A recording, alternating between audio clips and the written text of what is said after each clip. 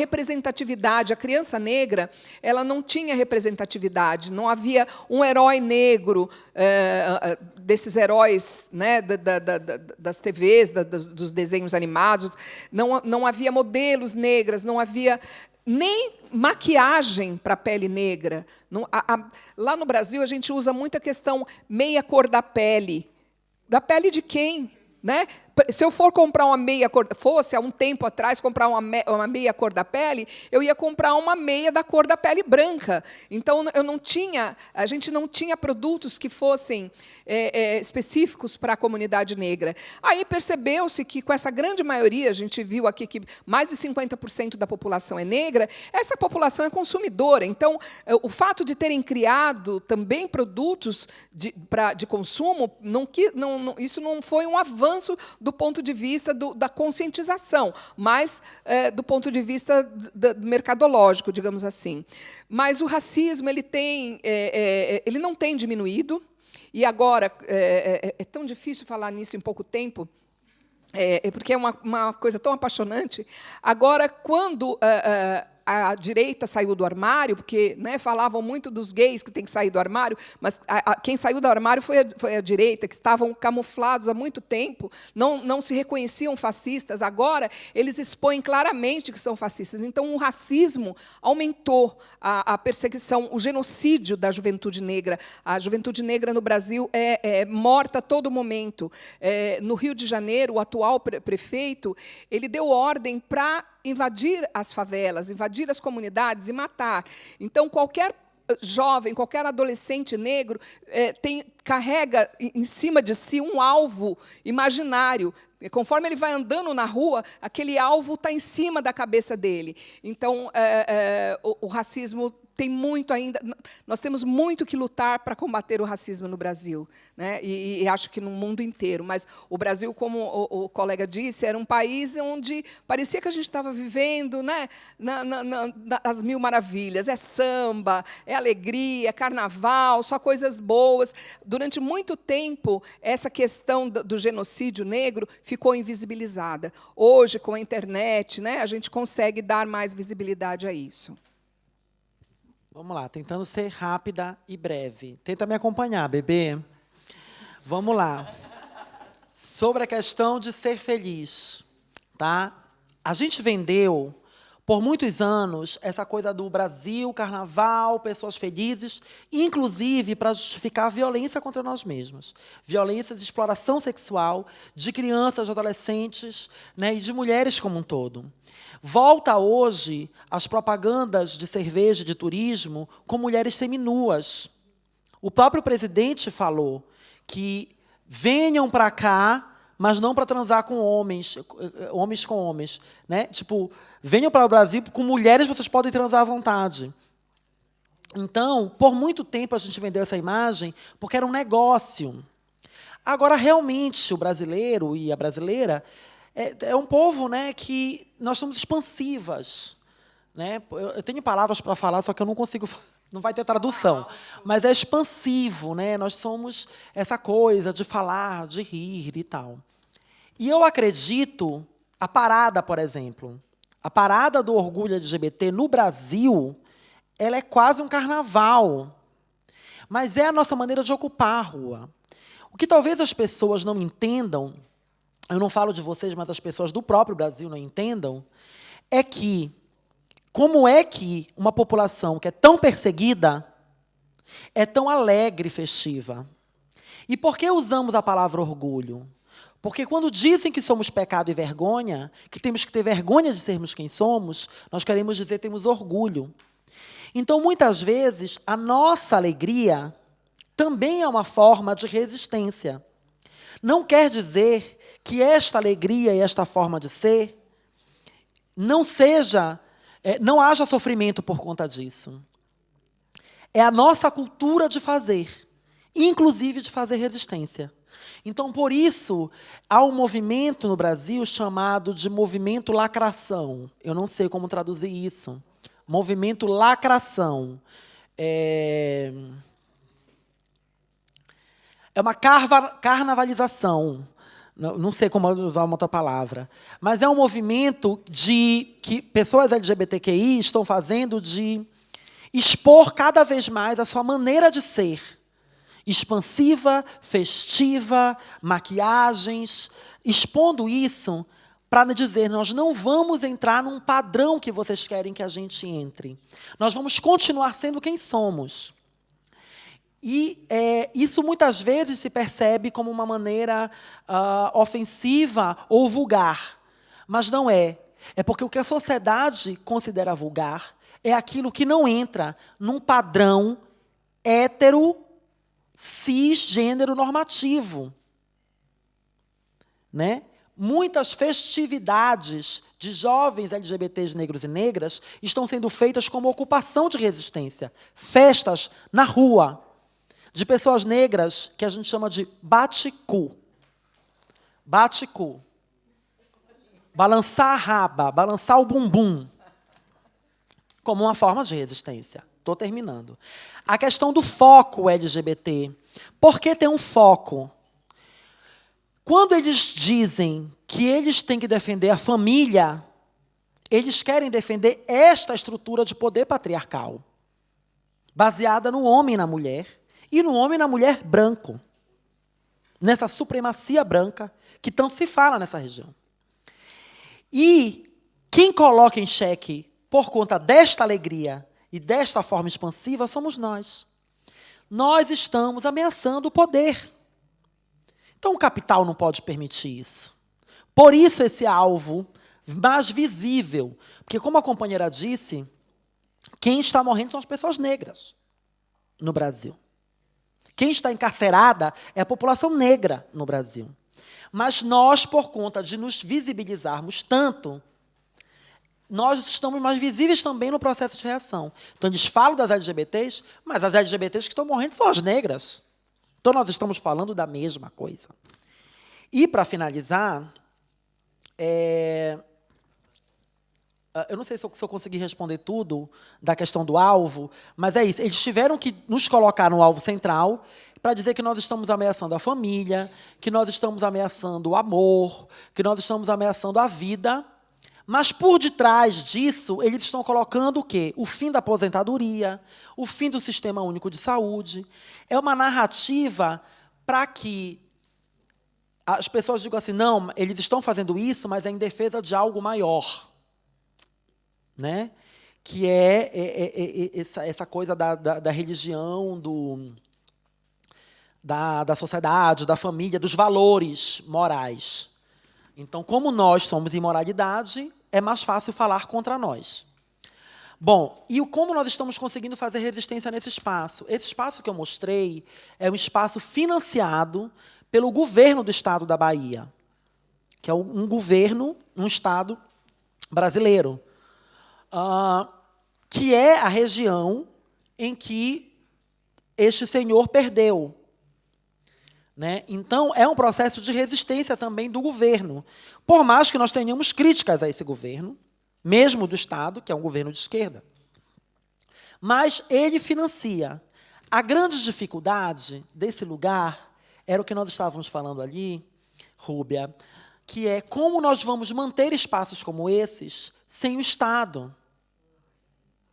Como nós vamos nos financiar e conseguir espaços de resistência hoje são esses espaços de cuidado. A resistência não é só para esbravejar e mudar a sociedade, para jogar na cara da sociedade o que nós queremos falar. É cuidado entre nós, para nós estarmos fortalecidas. Como fazer isso? Essa é uma questão que eu não sei responder, porque nós precisamos entender, inventar. Nós temos feito muitas parcerias internacionais. Nós fizemos agora um curso de formação política nesse lugar, com pessoas trans, com 25 pessoas trans, que é um curso da ONU no Brasil. A ONU financia, com dinheiro do Ministério Público do Trabalho, né, de multas a empresas. E fez em Brasília, que é a capital do Brasil, e fez em Salvador agora. Mas eu acredito que é isso, a gente precisa investir nessa formação, e quando eu falo formação política, não é só, e aí finalizando mesmo, da militância, é a formação política da sociedade. Eu tenho que descer e conversar com a Dona Maria, com a senhora, né, branca da comunidade, ou com a senhora negra da comunidade, lá da comunidade, e conversar com ela que não é o fim do mundo, que somos todos humanas e que nós temos que nos amar, que nos respeitar. Como fazer isso? É essa a disputa. Não é só nos formar politicamente para enfrentar, é mudar paradigmas e conquistar corações e mentes.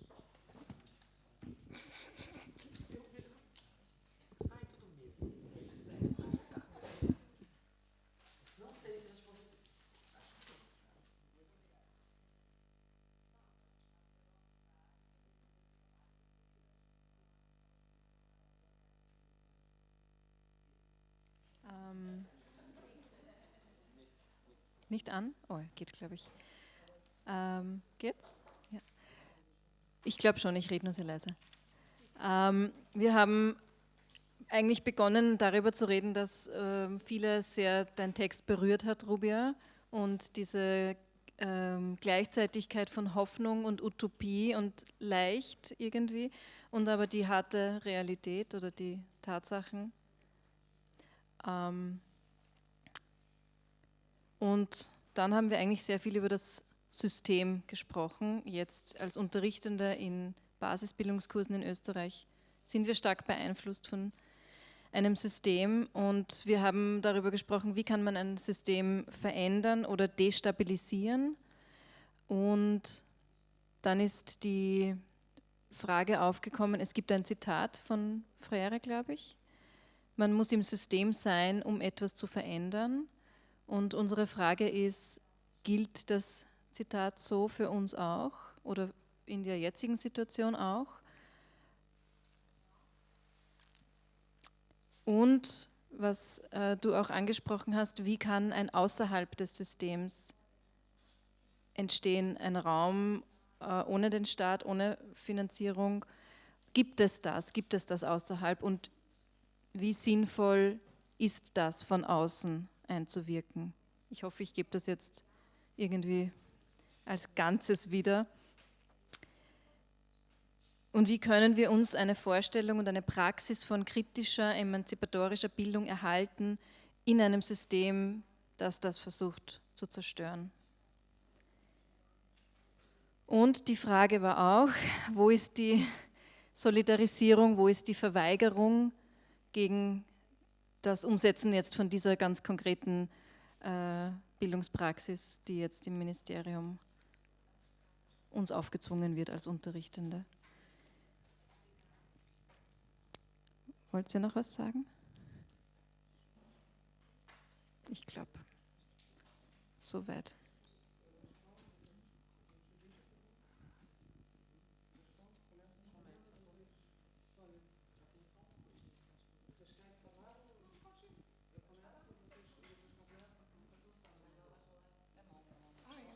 Eu falo em alemão ou em português? Não, eu vou falar em português. Hoje é dia de falar português. Eita. Então, é uma questão central, né? Assim, a questão o Freire falava sempre de ter um pé dentro do sistema e um outro pé no movimento social, fora, não é? E essa ideia sempre nos guiou muito, não é? E tanto, muitos de vocês sabem que o Maís se mete mesmo. A gente vai lá e bate, ó, a gente quer entrar. Não tem essa história de vocês ficarem falando o nome da gente, não. Assim, o Maís foi uma das primeiras organizações aqui na Áustria, há muitos anos, que começou com essa prática, vamos lá. E entrar, um pé lá, outro pé cá, né? Agora, você botar o pé dentro de governo fascista é queimar pé. Assim, tem o perigo de queimar o pé. E aí? E também porque não deixam a gente botar o pé lá dentro. Assim, a primeira coisa, que foi o que a gente conversou hoje, a primeira coisa que eles fizeram é cortar todas as instâncias de participação popular. Não existe, né? Enfim, a questão é difícil. Com esse governo atual, com a situação que nós vivemos, nós não temos como colocar o pé ali dentro. O que nós podemos ainda é tentar lutar pelo nosso direito a realizar a educação de adultos e adultas com verbas públicas. Embora na Áustria, me corrijam, por favor, Angélica ou outras pessoas aqui presentes, o que eu sei, na Áustria não existe garantia, por lei, da existência ou da prática da educação de adultos e adultas. Não é garantido por lei. Então, a nossa situação é muito frágil, é realmente muito frágil. E nós não temos ninguém, praticamente, com quem possamos entrar num diálogo. Não dá. Não tem como dialogar com neoliberais que têm aí os seus planos. Elas não querem o diálogo, elas não estão aqui. Não tem ninguém aqui, por exemplo. Não querem esse diálogo. Então, o momento agora é de... Eu acredito, e esse encontro acho que para a gente é fundamental, e eu gostaria de falar que amanhã nós vamos ter um workshop com professoras da EJA, aqui em Viena, às 17h30. Oi? Gusshausstrasse. É. E eu acho que uma das estratégias que nós temos agora, uma das possibilidades, é mobilizar as professoras, né? Mobilizar as pessoas que trabalham na área. Fora isso, eu acho muito complicado. Por outro lado, sempre nós estamos também na formação de professoras. Algumas pessoas aqui presentes estão também envolvidas na formação de professoras. E confrontarmos, nós temos que nos confrontar com o fato de que nós vivemos da miséria dos outros. Nós só temos emprego porque há miséria, porque há violência e há discriminação nesse mundo. Né? E conversar isso com austríacas realmente é muito difícil em várias situações, porque muitas vezes as pessoas não se dão conta da quantidade de privilégios que elas têm. Né? Nesse trabalho com refugiados, no trabalho com migrantes, no trabalho com mulheres negras, com mulheres divergentes do normativizado. Né? Então, é muito complicado. O trabalho de formação de professores é prioritário, eu acho que é prioritário. Né? A segunda é a politização das professoras e das alunas. E aí é o momento que nos colocamos. Qual a possibilidade que nós temos de, a partir desse trabalho crítico, político, de educação, de mobilizar resistência com as pessoas com quem nós trabalhamos, né? De mobilizar as alunas, mobilizar as professoras e estar em resistência. Quanto à questão do financiamento, o que nós andamos pensando no Maís e no coletivo é de como conseguir instâncias supranacionais. E esse é o voo. Nós temos que voar. Né? Nós temos, aí agora, provavelmente, já estamos aqui tramando algumas ideias de como conseguir instâncias supranacionais de financiamento do trabalho. Não sei se eu respondi. Eu já falei muito. Vamos lá. Tem uma questão no Brasil que é a nossa dificuldade de pensar essa possibilidade fora do Estado, pela situação que o Brasil vive, ela é difícil porque existe uma dificuldade entre a própria população LGBT. Nos Estados Unidos, por exemplo, que foi o modelo de movimento que nós importamos, né, no movimento LGBT brasileiro, se eu fosse presidenta da associação nos Estados Unidos, eu era financiada pelas próprias LGBTs. As pessoas LGBTs financiaram a campanha de Obama nos Estados Unidos. Existe um outro modelo. Pessoas LGBTs que conseguiram emprego, que estão de boa, financiam o próprio movimento social. Isso é uma realidade que no Brasil é inadmissível. Por quê? Voltar à necessidade de formação, que eu vou falar. Por quê? Porque as LGBTs que ascenderam e que hoje têm um emprego, que são, em geral, gays e lésbicas, brancos e brancas, não financiam o movimento porque não se reconhecem que a sua conquista adveio desse movimento social. Quem sustenta o movimento social LGBT brasileiro são, sobretudo, pessoas trans e gays e lésbicas, negros e negras, que são pauperizados. Essa é a grande dificuldade. Porque nós não temos um debate, um reconhecimento de classe, que é um tema muito importante na formação política do movimento LGBT. O recorte de classe.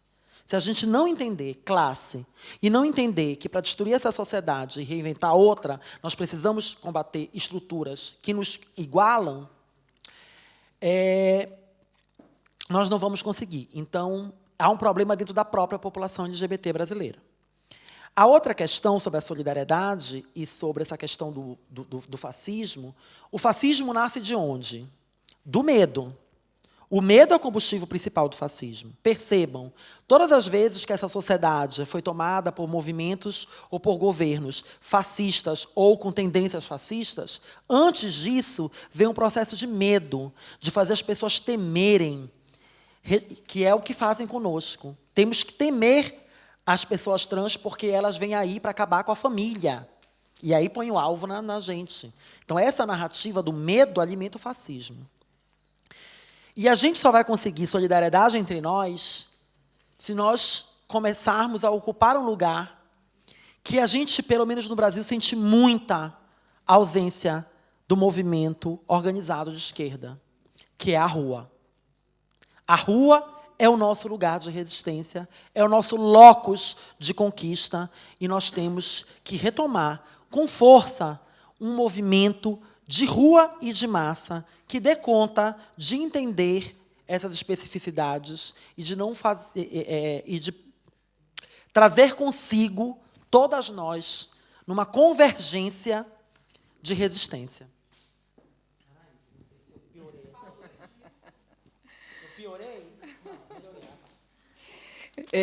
Bom, com relação à questão de como desestabilizar, né, a estrutura do poder dentro do sistema, eu posso agora, nesse momento, lembrar que muitas pessoas representantes, muitos representantes de movimentos sociais se candidataram e hoje fazem parte da Câmara dos Deputados. Então, nós temos representantes indígenas lá dentro, lutando pela causa indígena.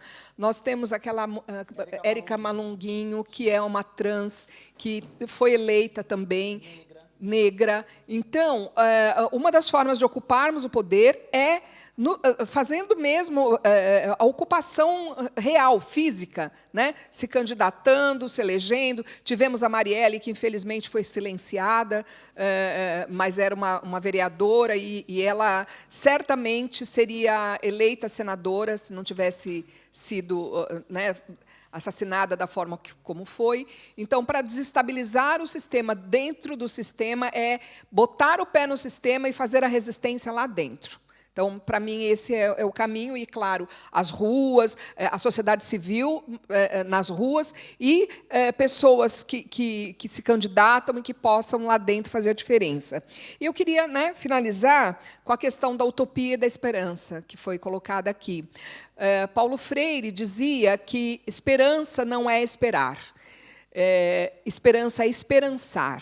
Então, esperançar exige atitude, né? Esperar é sempre uma atitude passiva, mas esperançar exige luta, compromisso. Então, o que nós estamos fazendo aqui hoje é resistência. E essa resistência só é possível porque nós vivemos a esperança nessa perspectiva da ação, da militância, do compromisso, e tomar lugar, tomar os nossos espaços nessa luta que não tem previsão de ter fim. Eu acho que ela é uma luta que, enquanto houver sociedade, haverá essa necessidade de pessoas comprometidas e solidárias com a causa e com o bem comum. Então, muito obrigada. Só queria acrescentar uma coisa. No Brasil, esse ano, tem parada do orgulho em todas as capitais de estados e em várias cidades do interior dos estados. E nós estamos batendo todos os recordes de público. São Paulo teve mais de 3 milhões de pessoas na rua, na parada LGBT. Então, há uma ansiedade de resistência na população LGBT muito grande. E isso é um combustível interessante para nós reocuparmos a rua. Então, acho que é isso, né? Vielen Dank. Ich glaube, es waren schon sehr viele. Danke. Eu vou passar informações para vocês. Eu comentei aqui sobre o Fórum Paulo Freire em Paris, e então eu vou passar as informações todas para o Maís, e vocês, por favor, façam contato, né, para saber direitinho data, período de inscrição, o que é preciso. Eu adoraria encontrar com vocês lá, né, no Fórum Paulo Freire, tá bom? Muito obrigada, Sônia. Com certeza a gente vai se encontrar. Und wer sich daran interessiert, meldet euch bei uns, wir können euch auch die Infos dann weitergeben. Ich glaube, es waren schon sehr viele wunderschöne, wichtige Abschlusswörter. Eine letzte Aussage wollten wir noch mitgeben, nämlich in diesem Buch, von dem ich gesprochen habe, von Chandra Mohanty und Linda Carty, erwähnt Zilla Eisenstein in ihrem Beitrag, bezieht sie sich auf eine ägyptische Schriftstellerin, Bildnerin, Psychiaterin, Kämpferin für Menschen- und Frauenrechte. Ihr Name ist Nawal El-Saadawi. Sie hat einen Vortrag gehalten in New York 2001, ägyptische Revolution, kennt ihr?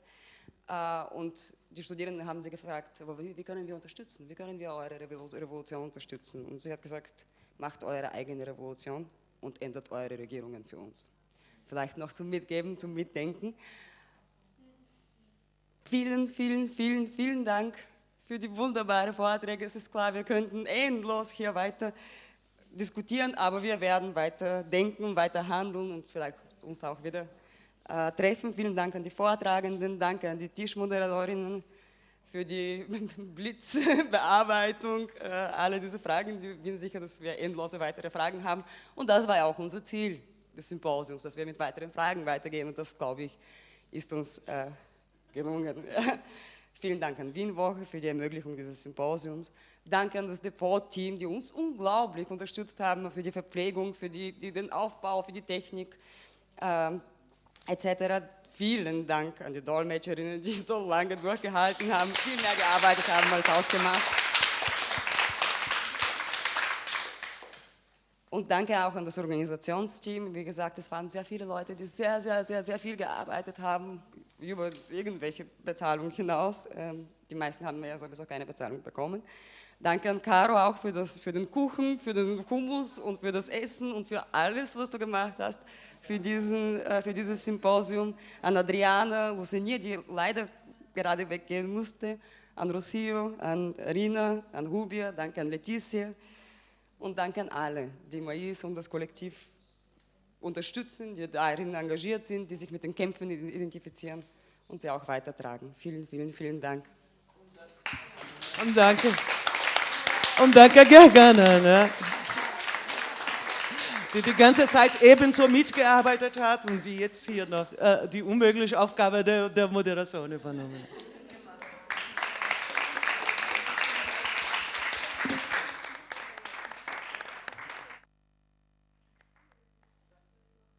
Eu quero falar, danke, Viena, danke. Meu sonho era falar isso. Fernanda Montenegro no Oscar. Danke, Berlim. Also, es gibt noch eine kurze Fernanda Montenegro agora. Es gibt Teilnahmebestätigungen. Also viele von uns brauchen das, möglicherweise, also, oder nicht. Und zweitens, ihr könnt die Teilnahmebestätigung voranholen und darüber hinausgehen, ich würde jetzt schon vorangehen mit unseren Gästen zum 7 Stern. Und ein paar werden hier noch bleiben zum Aufräumen und so. Und wir sehen uns aber alle dort. Und alle sind, ja, das wäre schön, da könnten noch weiterreden.